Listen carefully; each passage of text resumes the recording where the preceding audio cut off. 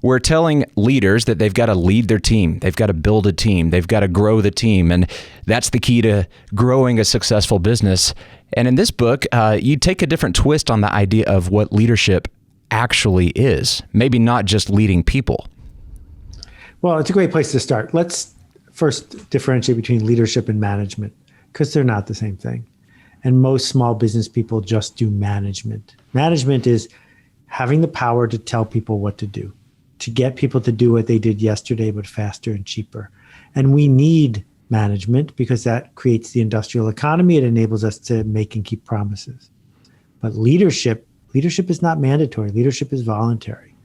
Leadership is I choose to lead or I choose to follow you. And because it's voluntary, because we're doing something that might not work, it's not for everybody, but it's where all the juice lies. Because when we lean into leadership, when we assert to people that we think something might work, we might feel inside like we're not so sure, but we're offering this tremendous privilege, this gift to the people we work with, which is they're hoping that someone will open a door and shine a light. That's our job. All throughout building the EntreLeadership area, I was the first employee of EntreLeadership. We don't call ourselves employees. We say we're team members. We don't like the connotation of employees because it implies punching a clock and exchanging dollars for hours. As the first team member in this area, believing in this thing, believing it could be this massive thing that's making an impact in the area of small business, I know I can relate to times that I had a massive vision and desire, but I wasn't sure how we're going to get there. I didn't know for sure that we would get there, yet I was telling people we're going here. And there's this paradox in our minds a little bit of we're really clear and certain we're going, and I don't know if we're going to get there. And you can feel a bit like a fraud at times. You can feel like I'm making this thing up. Why are these people even following me? Yeah, imposter syndrome rears its ugly head. A lot of people think that they're the only ones with imposter syndrome, but everyone has it, unless you're a psychopath. Imposter syndrome is that feeling that you haven't proven it, that you can't be sure. What are you to do to speak up and to lead? You must be a fraud. And people say, how do I get rid of imposter syndrome? And my answer is, you don't, because you are an imposter. In the moment you are leading, in the moment you show up and say over here, you can't be sure. And if you feel like an imposter, that's a good sign because it means you're leaning into the work. And so I'm not proposing that we defraud anybody. I'm not proposing that we guarantee anything because a guarantee and a confidence are tricky places to hide. Mm-hmm.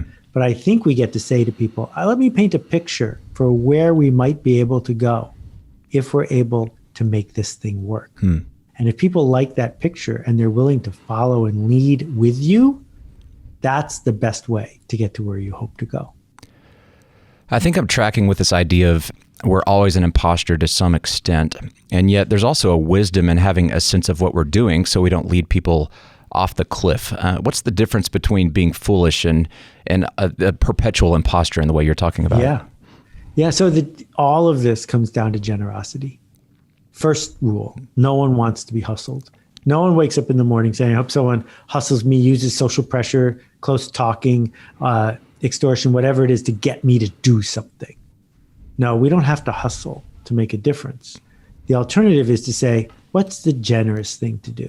You know, if you saw somebody drowning in a few feet of water and you had a chance to jump in and save them, even if you weren't the best swimmer who ever lived, even if you didn't have a certification from the Red Cross, would you do it? Yes. Or would you walk away and say, I can't prove I can rescue this person? No, this is great. You jump in the water because it's not about you. It's about them.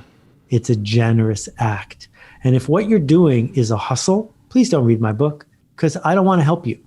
But if your goal is to make things better by making better things, this is the only way forward.